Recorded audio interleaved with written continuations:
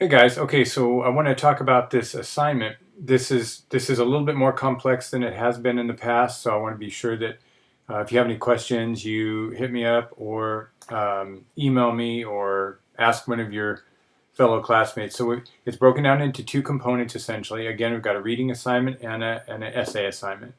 The reading assignment, I want you to focus on learning MLA, in-text citations, and works cited page. I've got a sample works cited page attached here. And what I want you to do is read this link. Now, it's going to seem confusing, but it's really not. Just copy and paste it into your window. I don't know if I can do this. Yeah, I guess I can. It's going to seem confusing. It's not that bad, though. The left-hand side of the page is a navigation tool. The rest of the page reflects whatever you click on here. So what I want you to focus on is in-text citations and works cited page. Essentially, electronic sources is what you're going to use. So you'll need to familiarize yourself with all of this information, and then you will need to familiarize yourself with this information. And it's also a good idea to read the works cited basic format, because this will give you basic rules of like how to lay something out. It's very, very helpful. So you're going to focus on those two things, and then you're going to create a works cited entry for this section. Okay, so what I want you to do is read about how to make a works cited entry, and then I want you to do a works cited entry for the OWL. Okay, so it's for this page. Remember that the works cited page is part of your essay. It's not a separate document, so be sure that it is the last page. It's all by itself, though. There's nothing else on that page. It's the only thing on that page. Don't add it to a leftover page of your essay. Start a new page. Title it works cited, plural, works cited, even if there's only one. It's not bolded. It's not underlined. It's just a centered Times New Roman 12 point like everything else.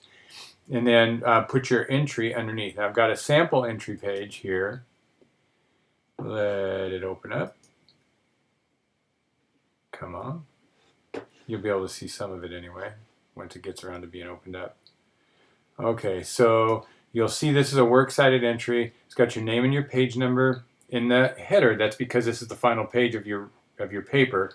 It's got the title works cited, and then you've got a hanging indent here.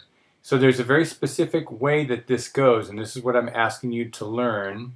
Hold on. This is what I'm asking you to learn by reading the OWL. So figure that out. Make a works cited page for this entry. Then the second part is, for next week, you'll do an 600 to 800 word comparison contrast essay using one in-text citation and build a works cited page for that source that you find. So this may seem confusing to you.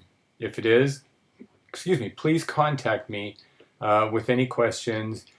Come by the office. My office hours have changed. My office hours are now from 7:30 to 8 o'clock in the morning. My evening class is over. I'm working days now. So read this through carefully. The minimum requirements have changed a bit. I've posted a discussion board here for y'all to use to help one another out. It's not a required discussion board, but if you use a discussion board, if you post to it, I'll give you 10 points for it. Here's a web page on compare contrast writing. This is a video on comparison contrast writing. So please read the assignments carefully. This is due July 15th. This is due July 22nd. Contact me with any questions that you have, and I will talk to you soon.